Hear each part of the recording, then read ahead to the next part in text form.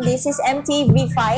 Kasama natin ngayon si Sir Kier Gadin, ang owner ng K-Works. So, interviewin lang natin siya tungkol sa kung ano yung parang naging journey niya papunta dito sa from racing hanggang sa nabuo niya tong shop na to. So, pero bago yon, so, tanongin muna natin si Sir. Sir, ilang taon na po ba kayo? 25. 25, napakabata pa pala ni Sir, tapos meron na siya mga ganito kalaking achievements. Oh. So Sir, kwento mo naman sa amin paano ka nag-start dito sa business mo, K-Works, at saka doon sa buhay mo sa pag-race. Racing. Nag-start ako sa K-Works, nagsimula ako helper muna sa ibang shop. Tapos na-build ko yung K-Works 2013, 2014. I-start na kami nun sa drag race. Tapos napunta kami sa motor show. Tapos ngayon sa circuit racing na. Siguro ito, tuloy-tuloy na kami sa circuit. Sir, so ano naman yung naging motivation mo para umpisahan tong sarili mong shop? Wala, talagang gusto lang namin magpatuloy ng motor, mag-ayos ng motor. Tapos unti-unti, di ko na malayan. Malaki na pala. Marami na kaming customer pala. Nakita ko nga yung page niya mataas na yung followers At saka ang daming, kung makikita nyo, madami na siyang mga trophies. Ibig sabihin, marami na rin siyang napanalunan. So, yung pag-race mo naman, sir, ano yung naging inspirasyon mo para subukan yung ganong Sa race, gusto ko lang patunayan yung gawa namin, yung piyesa namin. Yun lang yung talagang pinagpupursige namin. Gusto lang namin manalo, tsaka yun nga, maipakilala yung brand namin. So, ibig sabihin, sir, bago ka mag-race, may K-Works na ba? Meron. Kasi race ako, 2021 lang kami nag-start, 2020 parang. Okay. So, parang ang... Bago lang kami sa circuit.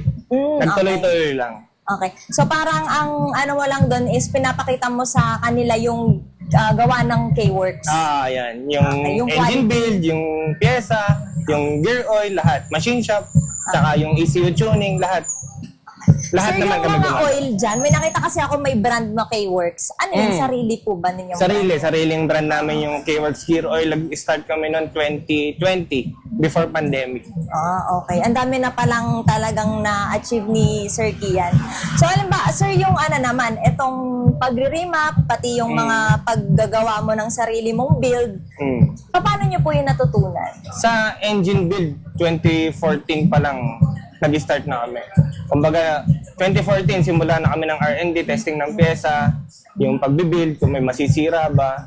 Tapos hanggang ngayon, nag-aaral pa rin kami. Kada karera, ibang set, ibang pyesa. Yun yung ginagawa namin. Hindi yung kada karera pare-pares ng pyesa. Hindi. Sa amin, iba-ibang pyesa. Para meron kaming data kung anong pinakamaganda. So, parang nagta-trial and error? R&D, Research and Development talaga. Okay. Dito pa lang sa shop yan, gagawa kami. Tapos, after gawa, idadayo na namin. Check namin yung horsepower and torque. Tapos kung anong pinakamataas, yun yung gagamitin namin sa karera. Okay. Nabanggit nga din sa akin, sir, ng isa mong staff, meron daw kayong 3 race bikes. So, syempre, 3 yon. So, syempre, hindi siya magkakaparehas. Ano bang mga differences nung 3 na yun? Ngayon kasi focus kami sa scooter, sa Aerox. Merong 185cc open heavy gut. Ibig sabihin, yung mabibigat yung rider, sina Lester, si Orlan. Tapos yung sa akin, 185 open, 185cc inter and export PSR sa national yun. Kumbaga, Philippine Scooter Racing. Tapos meron ding 185 street legal, ibig sabihin pwede siya sa street. Ano naman siya, kumbaga yun yung pang customer, yung may air filter, may decibel meter. Okay. So yung setup niya, ibig sabihin pwede sa street? Yun. Street legal talaga. Pati yung tambucho, tahimik dapat. Okay. So ayun, ang dami natin nakuhang information galing kay Sir Kian. So yung mga makakanood nitong vlog na to, pwede nyo siyang i-visit dito sa may Emmanuel, tama sir? Barangay 1 pa to. Barangay 1 ba to? Hindi ko kabisado pero nakabataan sa... Ayan, tapos search na lang din yung kanyang page na Team K-Works. So makikita nyo na rin doon yung mga sample sa mga gawa niya. Tapos kanina din pala, na-explain na din niya sa akin yung paano yung sa pagre-remap nila and napuntahan na namin yung area na yun. So makikita lang din natin yan sa video. So ayun lang sir, maraming salamat. Alright, sige. Thank you. Thank you. Ito pala yung remapping area. Hindi nga. Ito si Sir Kier. So dito, i-explain ni Sir Kier kung paano niya ginawa yung pag-remap. Tapos ipapakita din niya dun sa customer na nagpagawa kung papaano yung or kung gaano kalaki yung changes na nangyari dun sa motor niya. Yan, 11.4. Naka-program ko na. Pwede natin i-run ulit. Safe naman dyan, maingay.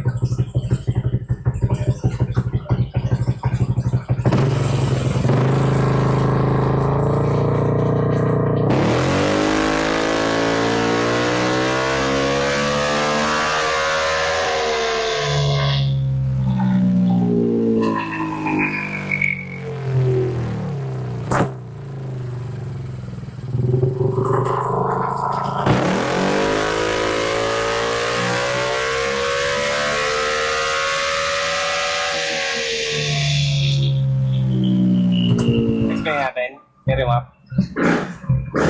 Ito yung sa remap. Ito yung fuel. Ito yung babaguhin sa remap. Tatanggalin natin yung AFR. Based dito sa AFR meter, yung nakakabit dito. Yung sa pipe. Eto. Yan yung AFR sensor, wideband sensor. Diyan mo malalaman kung paano ka mag-a-adjust sa fuel. Tapos ito yung ignition timing. Ito yung stop. Ito yung mababago, ignition timing, yung spark angle, tapos yung fuel, based nga sa AFR meter, tapos yung limiters. Yung isa kasi 9,750, ginagawa namin yung 12,000 or 13,000. Tapos sa ganitong remap, ayun, naka 8 na maps kami. Tapos sa 8 na maps, idadaino namin yung lahat. Yung pinakamataas na map, yun yung ilo-load natin sa motor. Tapos yung kanina, nag-start kami ni Sir, 10 horsepower, ngayon 11.5 na. So, ang lagay niya, 1.5 horsepower, napakalaking bagay. Saka yung limiters, yung ba kanina nagpuputok-putok, ayun, wala na. Yung idle, okay na lang. Natanggal yung limit nun, sir, yung sinasabi mo. Na pumuputok-putok. Yun yung Sa limit. limiter. Kasi naabot niya yung 9,750 na RPM, magpuputok-putok talaga yun. Ngayon, 12,000 na, tsaka 13,000. Sa stock engine, hindi niya na maaabot. Okay. Yun nga lang, matagal. From San Pablo ka, sir, di ba? Tama, sir. 2 oras yata eh. Wala na rin backfire. Testing na lang natin sa speed. Sir, thank you. Okay, Bye-bye. Yes, sir. Ayan guys, tapos na natin na-interview si Sir Kier Gadin. So ayun, nakakatuwa lang kasi ang bata pa niya pero sobrang dami na niyang achievements na narating and stable na yung business niya and career niya. So ayun lang, please don't forget to like, share, and subscribe to my Facebook page and YouTube channel. Bye!